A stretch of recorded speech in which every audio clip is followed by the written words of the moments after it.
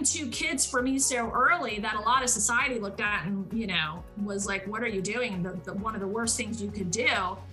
If you want to say failing out loud, I think it was the best thing for me because I had no choice. Like, I have these two kids. I have no choice. What am I going to do? Give up, or am I going to continue? And you can laugh at me all you want, but I've got these two kids I need to take care of. Hey, it's Carla, and I am here with Denae Judd, and I'm so excited to have her on this podcast because on the Carla Rand Show, we talk about mental health, physical health, spiritual health, emotional health. And what this podcast is going to do is it's going to empower you. And I'm so excited to hear Denae's going to share her story with us. And she's going to tell us about why we can really do anything that we want to do. And that might sound, oh, that's cliche, or I don't believe that. But like, hear her out. She's got something to share, and I'm excited to hear it. So Denae, thank you for being on here today. Really appreciate it. Thanks for having me. Good to be here. So let's talk about who you are a little bit, Denae. You're a real estate agent. You flip homes, you buy, you sell, you invest. Tell us a little bit more about yourself. Tell us where you grew up, where you're from, all that kind of stuff so we can kind of know you a little bit. Sure. So I grew up in the suburbs of Philadelphia, Eagles fan, from a blue-collar family. I'm the only girl with three brothers. And we moved to beach town, Ocean City, Maryland when I was in middle school. So I kind of finished my youth at the beach. And then as soon as I could, got back to a city where I've spent all of my adult life in the Washington, D.C. area, and where I got my start kind of in the real estate world, where I, as a young single mom, was just trying to give my kids a good life. I had my first son at 17, my second at 20. So I joke and say I had two kids before I could buy my first legal drink, and kind of had the odds stacked against me, was able to buy a really ugly home, which back then wasn't a popular thing. Flipping wasn't really popular back then. And kind of fixed it up, figured out how to fix it up, and took a hot mess, which was kind of my life at the time, and did something with it, and fell into real estate flipping and investing, and have built a career and an empire from real estate over the last 16 years. That's awesome. I'm excited about that. And it's funny, Denae, because I often think about real estate, I'm like, I bet that's the next thing I'm going to do. Like, I like to always have things, and I don't know if it is or not, but I love the idea of just like interacting and connecting with people and helping them achieve their goals to own a home or to upgrade their home or whatever. So I really like what you're doing today. Can you kind of tell me, like, I know when we were talking earlier, you haven't had a really streamlined, easy life. Obviously, you had kids when you were very young, so that's gonna affect you. And like you said, you're not the typical person that someone would think is going to be successful. You had all of the odds stacked against you. Can you tell us what those odds were, Denae? Can you tell us, like, kind of going from maybe when you were young to kind of where you are now? How did you get from being in a difficult spot to where you are now? Because I think that's going to inspire everybody. Sure. So when I was young, my parents divorced when I was probably 7 or 8. And we just had kind of a chaotic upbringing in that regard. A lot of families do. Everyone's doing the best they can. And when we moved in middle school, I moved to a new area where it was really small town. And my whole life, I had grown up around all my family. We had everyone there. So all of a sudden, I'm in a small town where I didn't know anybody. We didn't have anything. For a while, we were on food stamps. I had a single mom with, again, 4 of us kids. We didn't have any connections. We didn't have a lot of education. And then I got pregnant, and so I wasn't a really good student. I struggled with ADHD back then. That wasn't really talked about. Was the social butterfly, but couldn't get an A, right? And so I was failing through school, and pretty much my whole destiny at that point was, you're never going to be anything. You're never going to do anything, and just kind of accept this. And it really upset me a lot of times because I'm like, well, I haven't even gotten started. And why all of a sudden, like, why can't this happen for me? Right. But then when I got pregnant, I think it was more just a solidification in my mind that, in fact, this wasn't in the cards for me, whatever this was. And then I went through high school. I finished high school. I went on to a community college, just trying to get myself out of the situation, like just into a better life. Because at that point, I'm doing it for my son. Everyone's telling me that I'm not going to make it, that I don't have no chance. But I couldn't stand listening to them to say that about him. So I just worked really hard and just kept trying to hold on to faith and say, look, there's got to be a way. There's got to be a way. Let me just continue to work. And then I got pregnant with my second son. And I think at that point, I really almost kind of gave up, and then found myself in a bad relationship. And I think at that point, I just kind of hit rock bottom, in regard to just practically, again, almost giving up. It was kind of so loud. But there was just something that always stuck with me, like, what did everyone else have that I didn't have? Like, okay, money, connections, things, but if I worked hard enough that I could maybe get, but why couldn't I? Why didn't I deserve to be successful? Why couldn't I do these things too? And so I got up enough courage eventually to leave that relationship. And honestly, back then, my mom's friend was a real estate agent. I was looking for a rental home for me and my boys, and I couldn't find a good one. And she said, well, have you ever thought about purchasing a home? And I'm like, well, no, like someone like me doesn't do things like that. Right. And so she's like, just stick with me, talk to somebody, let's just see. And so back then you didn't require any money down based on where I was living and all of that stuff. I had to move away from where I was because I couldn't afford it. So I moved back home in a cheaper area to get my kids just into a home, and I bought a house. And then a year later, I started studying things. It made me curious, like it was such a big purchase. Like, what the hell just happened? I don't have a college degree. I'm not, I'm young. I'm 22, 23 at that point. And I just started studying. So I got my real estate license and kind of realized how the market was shifting, realized that I could sell my home for more than it was worth a year later, and bought a second home. And my goal was to get back to the DC area, where I had moved after high school with my ex.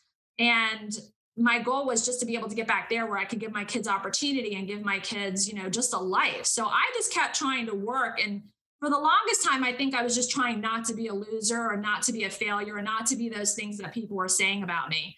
And then my third home, and it took me 3 years, my third home, I got back there. The only house I could afford was this really ugly, run-down house. And everyone's laughing at me, and nobody sees it yet. Like, nobody sees that I'm on the climb. And I think that's the thing about success.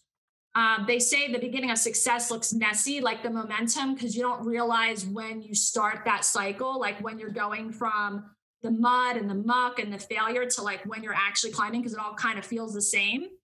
And I remember looking at this house and thinking, like, come here, buddy, like, you're a hot mess, so am I, like, let's make something together. And I kind of brought it to life, realized you could make money that way, and fell into real estate and started helping other people do what I was learning to do myself, and, just kind of built from there. So are you really handy, or how did you fix it up? Or did you hire people to come in, or like, I'm curious.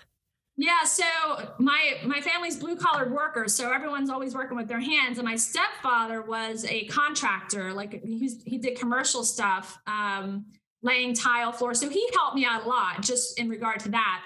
And then I learned how to do things, because I'm a single mom on a very tight budget. I've got these 2 little kids. It's like, well, how can I do something that looks really expensive, but is really, really cheap, because I don't have the resources or the money to do that. And so I started getting real frugal and real creative and real, just going out all the time and searching for deals and searching for different things to do and how to do it differently than someone else so that I could move things quicker, that kind of thing.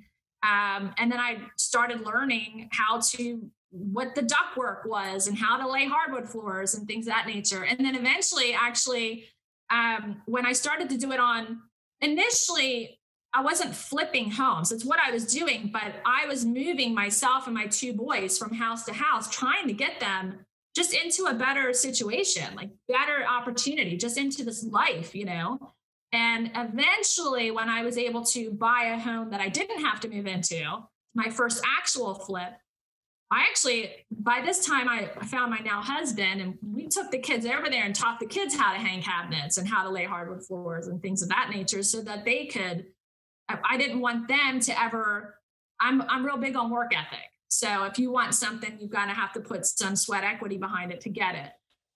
But yeah, it's just a compounding effect. So you start doing that long enough, it becomes repetitive, you start learning different things, and again, I just started sharing with people what I was doing, and it brought them value. And next thing you know, it starts building on itself. Yeah. And so it sounds to me like you had maybe a lot of naysayers in your life, or you at least perceive that these people are not for you.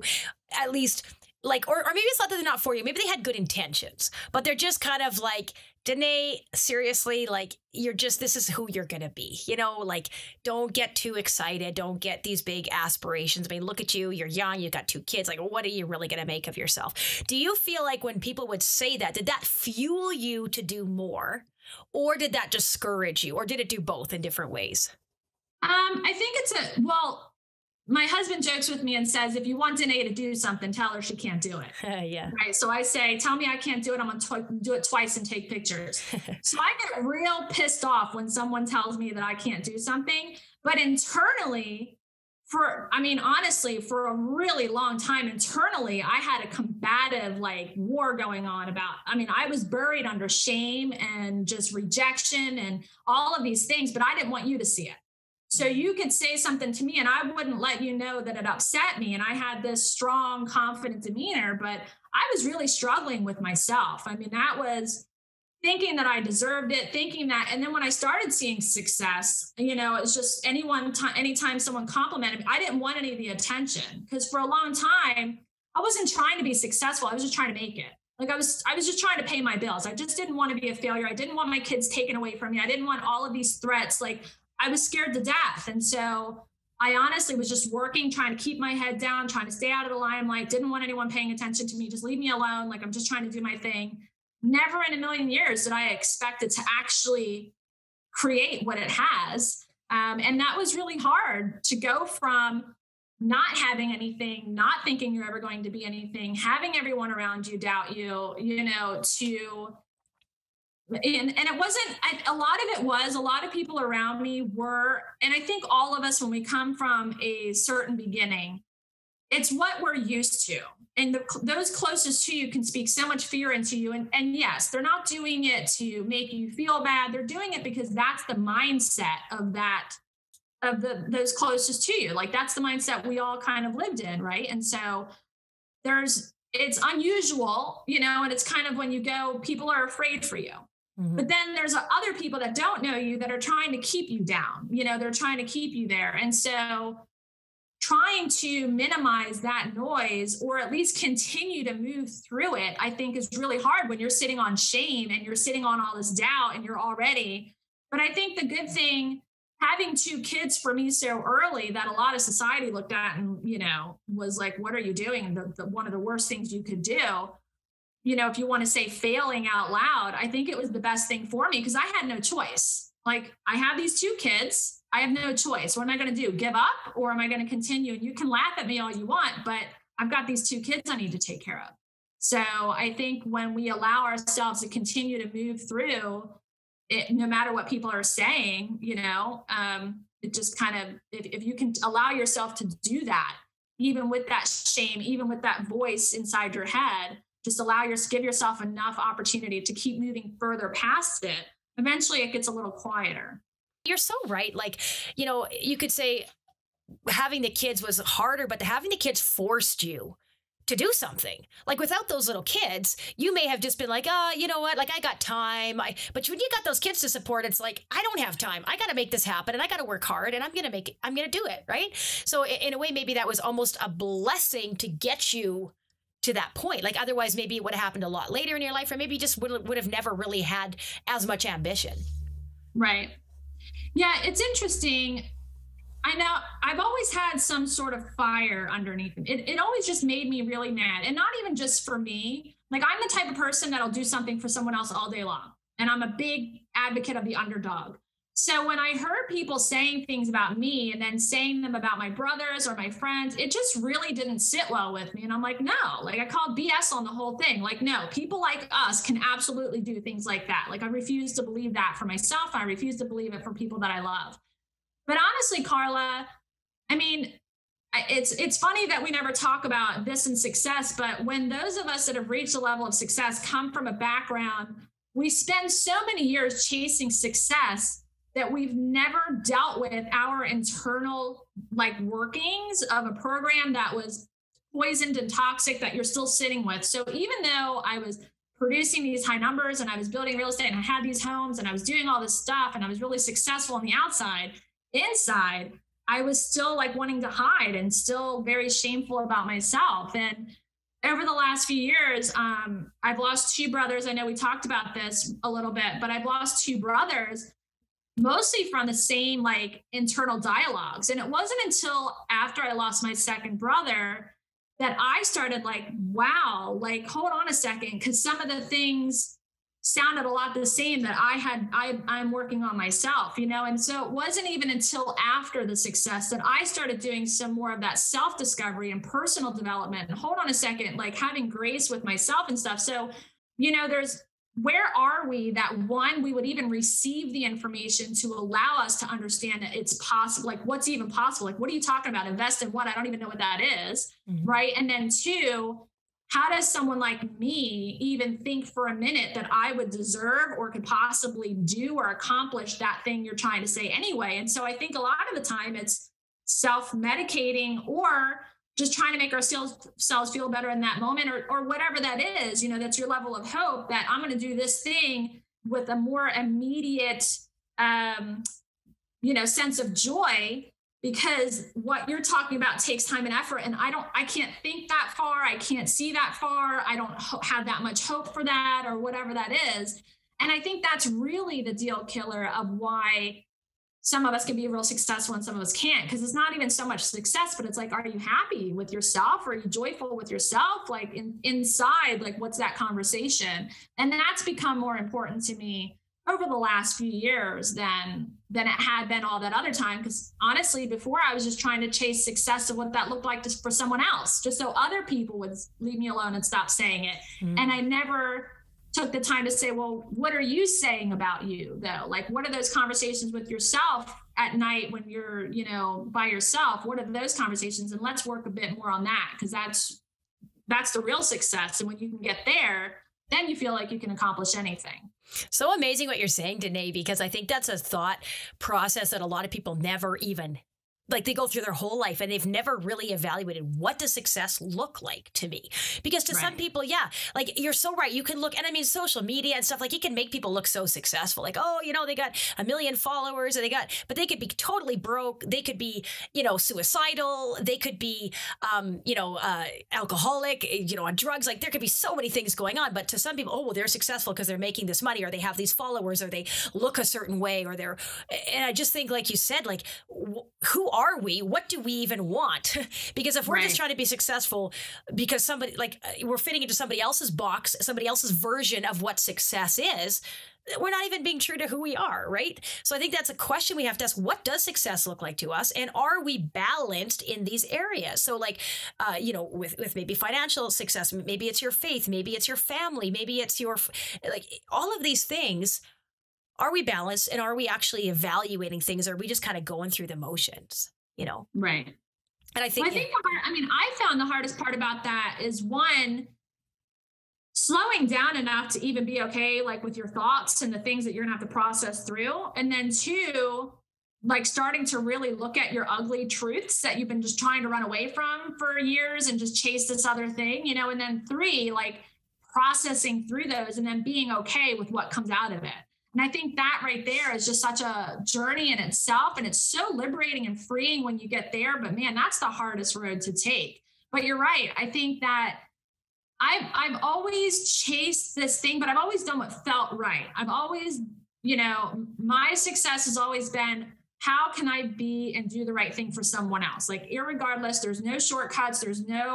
I won't take any, integrity is like number one for me. But it's, hold on, let's put your own oxygen mask on first. What do you need to do for you that you can continue? Because even after losing them, I was still hitting it.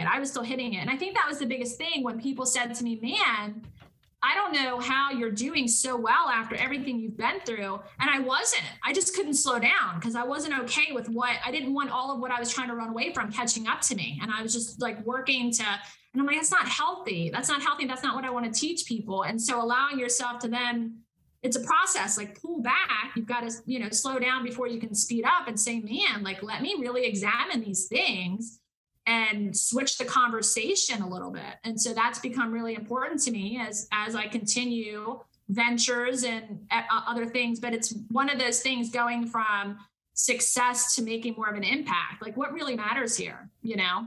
And having integrity, I think, too, because like what you kind of talked about, right? Like, what do you want to teach other people? And if you're saying, you know, this is what everybody should do, but your mind is just kind of a mess, or you're struggling so much.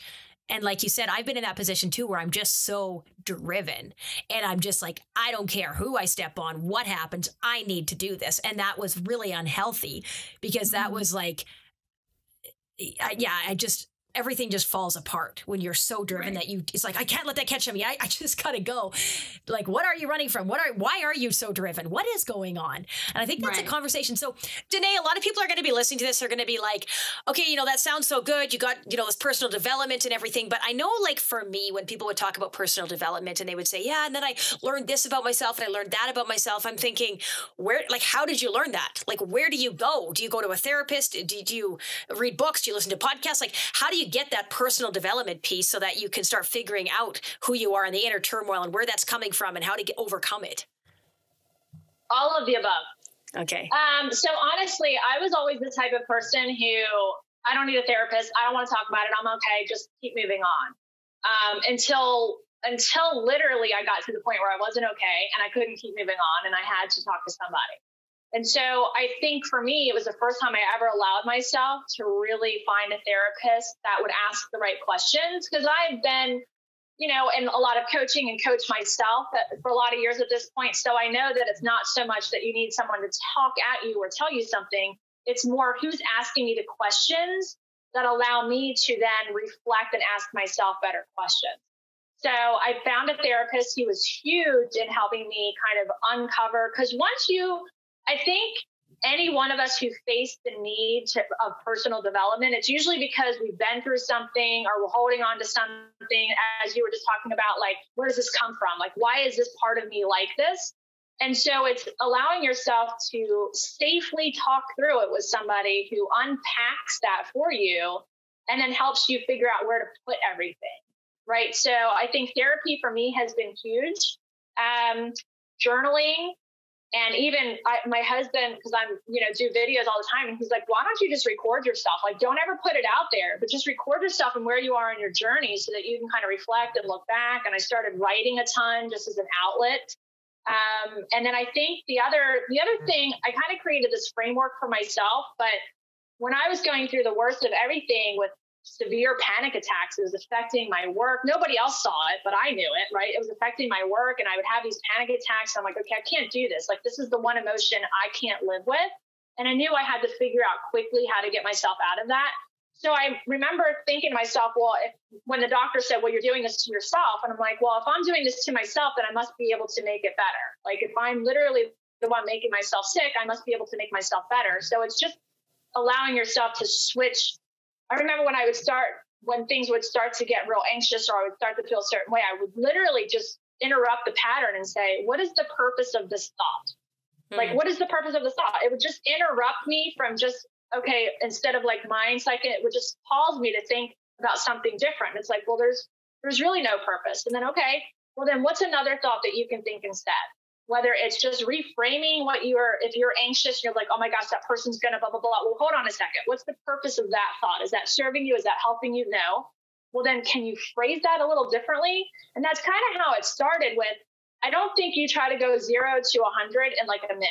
I think you take the first step. And then once you get comfortable just there, because especially when you come from a background where I'm not talking about it, leave me alone. Like, taking that first little baby step is huge, right? And you got to give yourself time to like get used to even what is this thing I'm doing for myself here, because I've never been here before. And then allow the familiarity of that to then take the next. But getting into self-development books, listening to motivational speakers, you know, for me, like ministry was huge. Getting into church and listening to faith-based thing that helped me. But just things that would remind me of, you know, hey, it's okay, it's going to get better. And then listening to other people's stories and then talking through all of the dark parts with a therapist who could really sit there and help you, again, ask you the questions so that you could start to process what was actually going on. All of those things were really huge for me and continue to be huge for me as I continue. Because once you uncover something, the more there is, it's like a ball of yarn that starts to unravel, you know, and you realize, oh, wait a minute, you know, this issue of mine didn't start the last few years. It actually started way back here. And I've been running away from it for many decades, right? Not many, because I'm not like several decades old. But, you're not that old. You know, but I've been running away from it for so long that, man, I really have to take some time and dedicate to really understanding this so that you can change the trajectory of the generations coming behind you. Because a lot of people I talk to, it's a generational thing, generational trauma, generational, you know, mental health or addiction or alcoholism or whatever that is. And so, and it often takes one tragic event or something that enlightening, that just something so big that forces you to say, whoa, wait a minute, you know, because otherwise we're just living on autopilot. So there's something that happens that really forces you to step back and say, hold on a second. Like, what is this? And then look around at your family and say, wow, like, how long have we all been dealing with this thing? And what can I do to make myself better so that I can try to help those around me, teaching things differently, so that we can do things more personally and then maybe change the trajectory of our family. I just talked about that. I was doing like a little story, I think, on, you know, Instagram and Facebook. And I talked about that exact thing. Like, it just totally resonates with Denae. Like, just the idea of like, if I don't deal with my mess, it's not just about me. I can't, well, you know, it's okay if I'm a mess. It's not going to affect anybody else. No, it's going to affect everybody else. So if you don't deal with your mess, I personally think that can be a very selfish thing. And I think a lot of people do that. They're just like, oh, you know what? I can't have the time, or I don't want to dig up the dirt, or it'll be fine. Well, it's not fine because it's affecting those around you. And none of us lives in a bubble. We all live with relationships, interactions, family, friends. And if we're not the best that we can be for our family, that's going to drag them down too. And so I think like, yeah, a lot of that is yeah, you got to do the work. You got to do the work. And I think that's where the challenge is. And if you can't afford therapy, like a lot of people say, oh, well, therapy is just for the rich or whatever. There's other ways. There's a lot of people even that you can talk to. I mean, I've gotten a lot of help just by talking to people like you on my podcast, just like reminding me of stuff or challenging me in a way. Find some people that maybe have some of those skills, those teaching skills, and that can help you process. And you don't necessarily always have to go to a therapist, although I do think it's a great idea, even if you have to take out a little loan or whatever. If you've got some serious mess and trauma in your life, like, deal with it, you know, find a really good therapist, get a referral, because yeah, like, life's too short to be sitting there in your mess and being held back. Right. You know, it's, I'll say this in case anyone has a hard time understanding, because I think we can say, man, you got to work on yourself. It's just what it is. Like, yeah, you know, but it's really hard to actually get there. The one thing, because I think those of us who've gone through things, we're like fixers. We like to fix everything. We like to make everyone happy, and let me just take it. And my therapist helped me understand the difference between caretaker and caregiver. You know, where we always just like, let me take your problem. Like, let me fix it. Let me just take it from you. And he said to me once, he said, you know, when you take someone else's problem and try to fix it, you eliminate their ability to see that they can do it themselves. And it was just like, that was really powerful for me, because before that, it was just like, I'm fine. Well, this isn't about you. And every time until you fix what's going on inside of you, and you keep doing these things because of a need you have, you are now taking away someone else's ability to empower themselves and realize that they're capable of doing it, because you're teaching them, you need me to do this for you.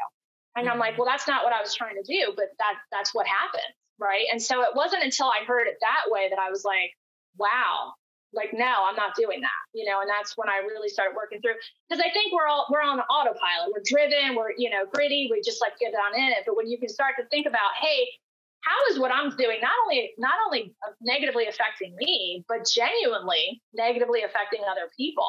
And just hearing that differently sometimes, I think, is really helpful to then be able to look at it again and say, okay, I'm looking at it through a new set of lens, and I'm going to do this different.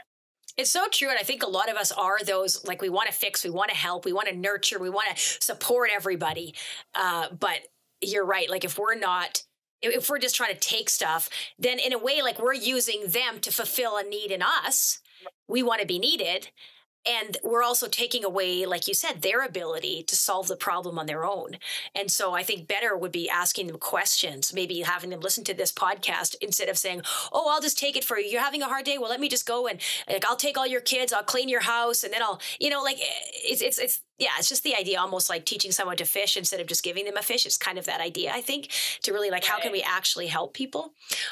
Okay, so somebody's listening right now, Denae, and they're like, this sounds really good, Denae. You're successful. You've worked on yourself. This is so wonderful. But like, you don't know me, Denae. I am, I'm from the poorest of the poor. I've just had a rough life. I am such a mess. I'm addicted to all these things, maybe. What would you say to them, Denae? Because, I mean, you've gone through a lot of obstacles, but everybody's journey is different and everybody has different obstacles that they have to overcome. What would you say to someone who's just like, that sounds great, Denae, but that's not going to work for me? I think that I completely get that space, right? I completely get that space, but you have a choice. Like, it really comes down to it. You have a choice to decide whether to listen to the voice of fear or to listen to the voice of faith. Like, that's literally it. You've got one voice on your shoulder telling you all the negative lies and all the terrible things. And you've got this small little whisper, that at the end of the night, when you're sitting on that pillow, that you can. You doubt it. You're fearful. You're scared. You're not sure. You're alone. That's a big mountain to climb. But you have a choice to decide what you're going to believe about your situation.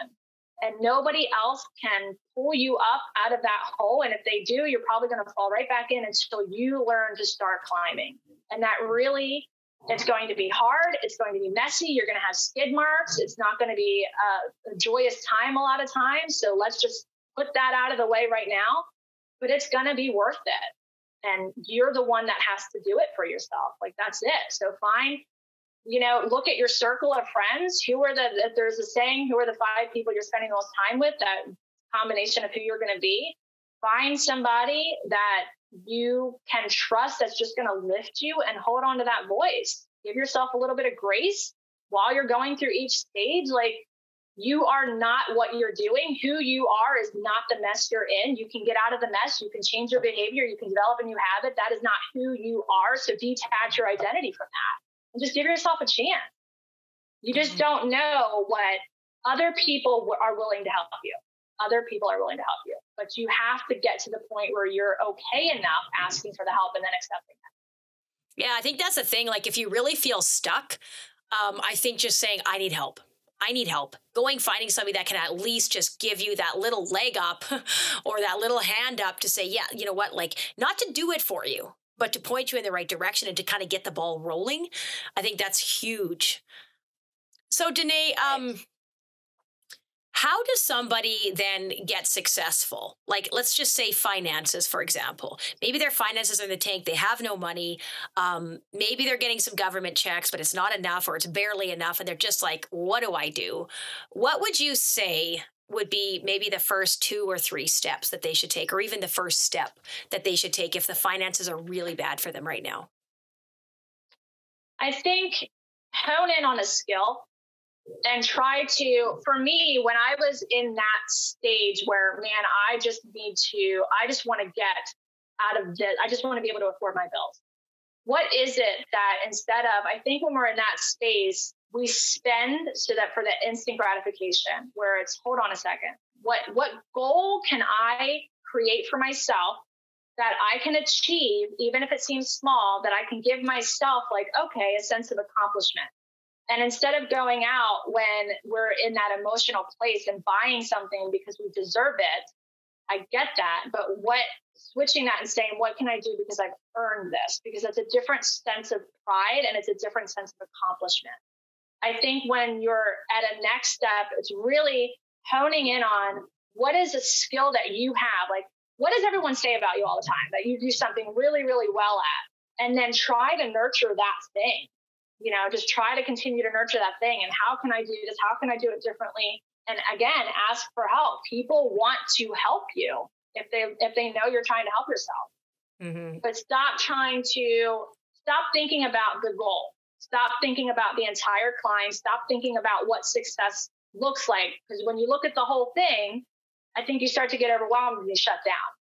what is just the next thing? You know, when my kids used to bring home math work, I used to cover up all the answers, like just look at the first three, right? So just concentrate on the first few steps. What can I do that will just make me feel a little bit better, that maybe that'll give me the confidence to do something a little bit more, that I feel a sense of accomplishment, and that when I look back, I can look at it as evidence of like, oh, okay, I did this thing, so that when that voice starts to take over again and telling you can't, you're like, well, wait a minute, I just did, right? Because you're going to need that for yourself. So just start with that. Start small and be okay. Celebrate every single step. Mm-hmm. I think celebrating every step is so key. That's one thing I don't do very well. It's like if I accomplish something, I'm like, okay, that's great, but let's go to the next thing. Like I'm just like, let's go. I don't even take a second. And I think to just be like, hey, no, like, or sometimes we don't see that we're making progress. And I think that's why it's like journaling and stuff is so good. You're like, oh, look, I actually have come a lot farther. Kind of like little kids when they're growing, right? If you don't measure them quite consistently, they don't realize how much they've grown. And all of a sudden they look and they're like, wow, like I've grown, a foot. And they didn't think they were growing. And I think it's the same thing. Like just really, there's little steps. It's always little steps. And it sounds so like annoying and like not inspiring, but that's just the reality of it. So if you can't get used to the little steps, I think it's going to be very hard for you to progress. And like you said, if you just look at this big goal and I want to be a millionaire, for example, it's just going to seem overwhelming. You don't even know where to start. Right. Yeah. I think it depends on where you are. Like, I think that's too, sometimes I think that's exactly what we do. We look at the very end and we're like, I'm so far away from that, it's never going to happen. And you give up. Well, then hold on a second. I always say, have a goal and then work it backwards. If I want to be a millionaire, what does that take? Okay, well, let's work it backwards. Okay, how long is that going to take? What do I have to do? And then, okay, what can I do today, this week, this month, this year in order to try to get to the goal? But I think what I never understood was it's not really you, this version of you right now, wherever you are, whoever you are, whatever the goal is, you are not going to reach the goal because you need to become someone else who reaches the goal, but you can't become that person until you start your journey because you run into different things and different obstacles. And through each thing, you start to learn things, you start to develop wisdom, you start to understand things differently that the person back here that got you started never even knew to ask. But until you take the step and be willing to fail and be willing to, stumble, until you start taking those steps, you're not going to change. Nothing's going to change. So if you can let go of fear just long enough to, again, just take a first step and then realize that once you step out, once you even get the courage to take that first step, you already become someone different because you are now telling yourself a different story. Like, wow, you allowed yourself to get here when you've been sitting there for years. Mm-hmm. And that does something different to your psyche, it's hard because you don't understand this until you can hear people say it all day long. And I did the same thing, and when I was going through it, I remember a friend said to me, like, have you ever tried talking to yourself like you would a friend? And I remember like the concept of that was so like, huh? No, why would I? But once you got there, you're like, man, like, hold on a second. I'm the one who stands back up for me. Like, I'm the one who never leaves my side. I'm the one who keeps me going. So why am I so down on me all the time? Like, hold on a second. Thank you very much for, standing back up again. Thank you for, even though you might not have done it the way, I wish you would have, whatever. Thanks for showing up again and giving us another opportunity. Like, start to just have that conversation in your head. As weird as that seems, because it was for me, like, it's just weird, but I'm going to start praising myself. Like, what? But when you do that, it changes things. And then who you become, starts climbing a different path, starts looking at a different goal. So I think another way to word that, which is kind of what you said before, is basically prove fear wrong. Prove your fears wrong. Oh, you're not good enough. You can't do it. What if you fail? What? You know what? Maybe I will, but I'm going to just go try to prove you wrong, fears. And again, it's that sort of dialogue too. Like, it's almost like you have to separate from yourself a little bit and pat yourself on the back and tell yourself to stop. It's just it's kind of a weird thing, but our brain just goes on autopilot and it sabotages us so often. It's frustrating. So, Danae, thank you for all the stuff that you shared. I think it's super helpful. What it would be, do you have like a message to the world or like closing words that you just think everybody needs to hear this? And I know we've already talked a lot about it, but what do you want to kind of end with? What do you want people to remember? I think that everyone needs to remember that you have purpose, even when you doubt it. and that you are capable of getting beyond. I don't care where you've been. I don't care where you are. You are capable of getting out of it, and you have something. If you can see it, you can do it. You just have to take the first step. But you are capable. I believe in you. I need you to start believing in you. Mm-hmm. Yeah, well, thanks, Danae. What if somebody wants to send you a message and say, Danae, this podcast really resonated with me. Can you help me? Can you point me in the right direction? Would you be open to something like that, just having a conversation with somebody about that? Yeah, sure. My handle on Instagram and Facebook is @Denae Judd. You can also, I just started a new website where I'm working through and opening up a little bit more about the personal side. So that's DanaeJudd.com, and they can send me a message through there or on, Facebook or Instagram. Happy to communicate with anyone and happy to have a conversation. Yeah, thank you. And same with the real estate stuff. I imagine they could probably reach out to you if they just had questions or needed to be pointed in the right direction too. If they're thinking about doing some of that kind of, investing or just need information, you'd probably be a good resource. Absolutely. Okay. Yeah, absolutely. Cool. Anything you need, just reach out and I'll be in touch. Awesome.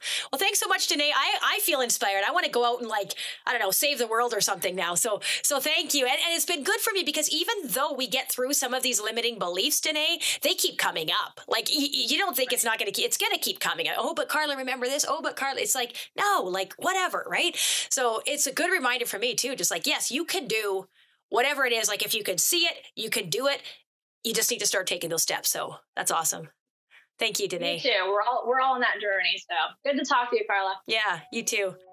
Thank you for tuning into the podcast today. I absolutely love that you joined us. I love being able to record these, and I love our guests. It's been so much fun. So thank you. Please like it, share it, comment, do all of the things that you feel like you want to do if you enjoyed this podcast. I really, really appreciate that. And this podcast has been brought to you by my company, Power Fitness Online. So everything that we do locally with our workouts, with our group nutrition coaching, and with all of the other fun events and stuff that we run, we put all of that online. So now you can access everything, even if you're not locally, don't live in our area. So my coaches and I and all my staff, the whole team, we are putting so much work into these workouts. We're filming 5 fresh workouts every single week so that you never have to do the same workout twice. We're also doing group nutrition and personal nutrition coaching so that you get exactly what you need. And you know what the best part is? It's the community. The absolute best part is just knowing that you have the support, that you have the encouragement, that you have everything you need to succeed. So go to powerfitnessonline.com.